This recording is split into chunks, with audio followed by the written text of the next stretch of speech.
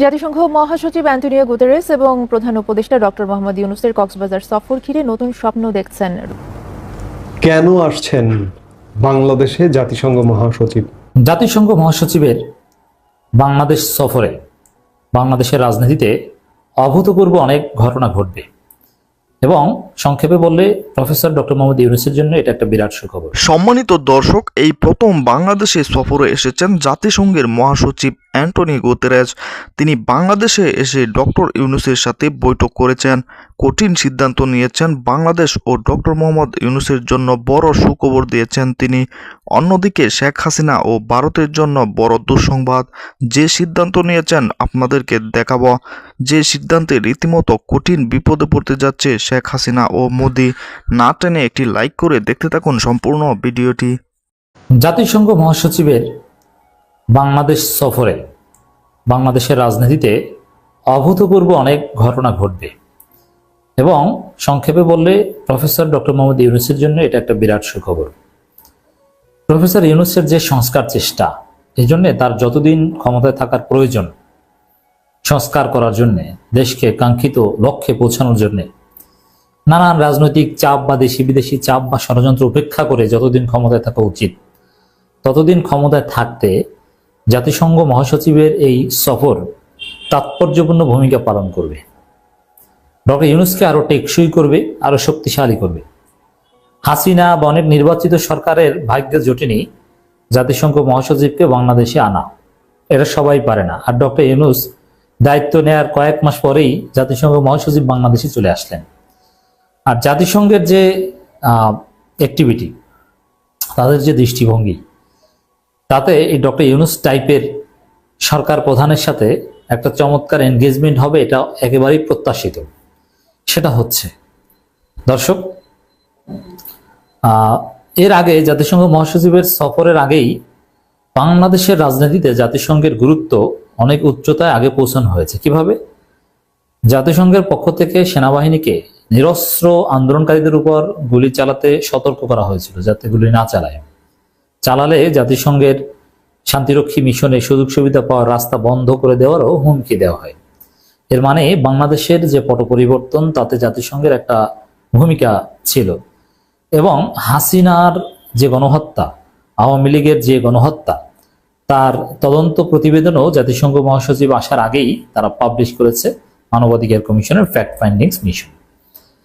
এই বিষয়গুলো বাংলাদেশের রাজনীতিতে জাতিসংঘকে অনেক বেশি প্রাসঙ্গিক করেছে। প্রাসঙ্গিক করে গ্রাউন্ড তৈরি করে তারপরে প্রফেসর ইউনূস এসেছেন। দেখেন, জাতিসংঘ অনেক ক্ষেত্রে প্রাসঙ্গিক না, অনেক ক্ষেত্রে কাজ করতে পারে না। জাতিসংঘের অনেক লিমিটেশনস আছে। যেমন হাসিনা ক্ষমতায় থাকতে হাসিনাই জাতিসংঘকে তেমন গুনতো না। ওবায়দুল কাদের জাতিসংঘের কার্যকারিতা নিয়ে তুচ্ছ-তাচ্ছিল্য করতেন এবং জাতিসংঘ নখদন্তহীন বাঘ, এরকম কথাবার্তা বলতেন যে এদের কিছু হয় না, এরা কিচ্ছু করতে পারবে না। হ্যাঁ, অনেক ক্ষেত্রেই পারে না। জাতিসংঘের কোনো নিজস্ব পুলিশ ফোর্স বা আর্মি ফোর্স নেই, তাদের সিস্টেমেটিক অনেক লিমিটেশনস আছে, কিন্তু অনেক ক্ষেত্রে অনেক অঘটন ঘটাতে পারে বা অনেক বড় কিছু করতে পারে। তা বাংলাদেশের রাজনীতিতে তারা অলরেডি বড় কিছু করার সক্ষমতা গ্রাউন্ড তৈরি করেছে। এখন ডক্টর ইউনূসের সাথে সফরে এসেছে। রোহিঙ্গা সংকট সমাধান, আরো নানান বিষয়ে যথেষ্ট ডেভেলপমেন্ট হবে, যার ফলে ডক্টর ইউনূসকে আরো টেকসই করবে জাতিসংঘ মহাসচিবের এই সফর। হ্যাঁ, সফর শেষে কি হয়, কাদের সাথে বৈঠক করেছেন, কি বলেছেন বা কোন স্টেটমেন্ট দিয়েছেন কিনা, এগুলো নিয়ে আমরা আলোচনা করব। কিন্তু তার সফরের শুরুতেই বলতে চাই, এটা ডক্টর ইউনূসের জন্য একটা বিরাট সুখবর। বাংলাদেশের রাজনীতিতে অন্যতম আলোচিত নাম জেনারেল ইকবাল করিম ভূঁইয়া। 2012 থেকে 2015 সাল পর্যন্ত সেনাবাহিনীর প্রধানের দায়িত্ব সামলেছিলেন তিনি। অবসরের 9 বছর পর জুলাই গণ অভ্যুত্থানে আওয়ামী লীগ সরকারের বিরুদ্ধে অবস্থান গ্রহণ করে ছাত্র জনতার ব্যাপক সমর্থন পান আইকেবি। তবে সেনাবাহিনীতে জেনারেল ভূঁইয়ার দায়িত্ব পালনকালেই বাংলাদেশ দেখে শাপলা চত্বরের হত্যাকাণ্ড এবং 10ম সংসদের ভোটারবিহীন নির্বাচন। এমনকি অভিযোগ রয়েছে ভারতীয় গোয়েন্দা সংস্থা রয়ের এজেন্ট ছিলেন আইকেবি। এ নিয়ে 12 পর্বের ধারাবাহিক পোস্ট ফেসবুকে প্রকাশ করেছেন তিনি। 2013 সালের 5 মে রাতে হেফাজতে ইসলামের মহাসমাবেশে ব্যাপক দমনপীড়ন ও নির্যাতনের মাধ্যমে বর্বরতার নজির স্থাপন করে আওয়ামী লীগ সরকার। অনেকেরই অভিযোগ, গণহত্যা এড়ানোর জন্য নিশ্চুপ ছিলেন সাবেক সেনাপ্রধান। তবে জেনারেল ইকবাল করিম ভূঁইয়ার দাবি, জনপ্রতিরোধ তৎকালীন সরকারের জন্য ঝুঁকিপূর্ণ না হওয়ায় সেনাবাহিনীকে মোতায়েন করা হয়নি। এছাড়াও আইকেবি জানান, ভয়াল এই রাতে রাজপথে সাধারণ মানুষ কিংবা মজলুমদের সমর্থক এমনকি রাজনৈতিক দলগুলোর অনুপস্থিতি ছিল বিস্ময়কর ও হতাশাজনক। অথচ তারা মিথ্য কথা বলছে।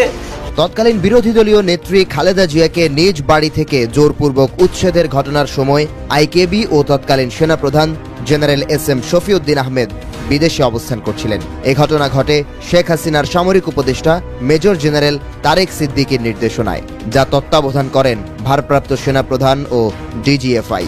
শেখ হাসিনার ব্যক্তিগত প্রতিহিংসা থেকে এমন ঘটনা বাস্তবায়ন করা হয় বলে দাবি করেন তিনি। সাবেক সেনাপ্রধানের দাবি, ক্ষমতায় থাকাকালীন তত্ত্বাবধায়ক সরকারের প্রধানের নিয়োগকে প্রভাবিত করতে বিশেষ কৌশল নেয় বিএনপি। অন্যদিকে ক্ষমতার মসনদে বসে পুরো তত্ত্বাবধায়ক সরকার ব্যবস্থায় বাতিল করে দেয় আওয়ামী লীগ। আইকেবি জানান, 154টি আসন আওয়ামী লীগ প্রার্থীদের বিনা প্রতিদ্বন্দ্বিতায় জয়ী হবার ঘটনা জনগণ জানলেও গোপন ছিল সেটেলমেন্টের বিষয়। কয়েকটি পশ্চিমা দূতাবাসের চাপে নির্বাচনের 6 মাসের মধ্যে আবারও নিরপেক্ষ নির্বাচন অনুষ্ঠানের বিষয়ে সমঝোতা করে আওয়ামী লীগ, বিএনপি ও জামাত। তবে ক্ষমতা গ্রহণ করেই প্রতিশ্রুতি ভঙ্গের পথে হাঁটেন শেখ হাসিনা। সেই নির্বাচনে সেনাবাহিনীর ব্যবহার করা হয়নি, তাই পাতানো নির্বাচনে সেনাবাহিনী কিংবা সেনাপ্রধানের ভূমিকা ছিল না বলে দাবি করেন আইকেবি।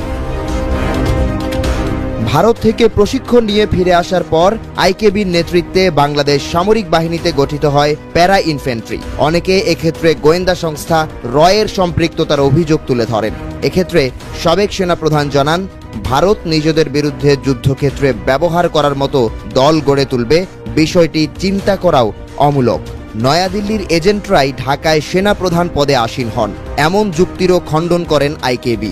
ইঙ্গিত দেন, স্বাধীনতার পর থেকে প্রায় সকল সরকার প্রধান ভারতের আজ্ঞাবহ ছিল, সে হিসেবেই সেনাবাহিনীর শীর্ষ পদে করা হয় রদবদল। সেনাপ্রধান নিয়োগে রাষ্ট্রের শাসকরা প্রভাবিত ছিলেন বলেও দাবি করেন জেনারেল ইকবাল করিম। প্রিয় দর্শক, সম্পূর্ণ ভিডিওটি দেখলেন। ভিডিও সম্পর্কে অবশ্যই আপনার মূল্যবান মতামত কমেন্টে জানাবেন। দর্শক, বাংলাদেশের যত সেনাপ্রধান ছিল, আগে সব সেনাপ্রধান ভারতের এজেন্টরা বাস্তবায়ন করেছে, এরকমই তথ্য দিয়েছেন সাবেক সেনাপ্রধান। দর্শক, তার বক্তব্যটি তোলপাড় সৃষ্টি করে দিয়েছে। অন্যদিকে সাবেক সেনাপ্রধান তিনিও বাংলাদেশ থেকে ভোট চুরির নির্বাচনে সহযোগিতা করেছে শেখ হাসিনাকে, এরকমই তথ্য দিয়েছেন আইকেপি। আইকেপির এরকম বক্তব্য উঠে এসেছে আরও নানা চাঞ্চল্যকর তথ্য। ভারতের এজেন্টরা বাস্তবায়ন করেছে যে সকল সেনাপ্রধানরা তার প্রমাণ দিয়েছেন। তারা অন্যদিকে বাংলাদেশে এসেছেন জাতিসংঘের মহাসচিব অ্যান্টনি গুতেরেস। তিনি বাংলাদেশে এসে প্রথমে রোহিঙ্গা নিয়ে বড় সিদ্ধান্ত নিয়েছেন। রোহিঙ্গাদের ফেরত পাঠানোর জন্য তিনি ভূমিকা রাখবে, এটাই কিন্তু বাস্তব। অতীতে শেখ হাসিনা 17 বছর ক্ষমতায় থাকা থেকে ও রোহিঙ্গাদের তাড়াতে পারেনি। এবার ডক্টর ইউনূস সেটি করে দেখিয়ে দিবেন। ডক্টর ইউনূস ও বাংলাদেশের জন্য বড় সুখবর দিচ্ছেন জাতিসংঘের মহাসচিব। দর্শক, এ বিষয়ে আপনাদের কি মতামত অবশ্যই কমেন্টে জানাবেন এবং পরবর্তী ভিডিও পেতে চ্যানেলটিকে সাবস্ক্রাইব করে রাখুন। আসসালামু আলাইকুম।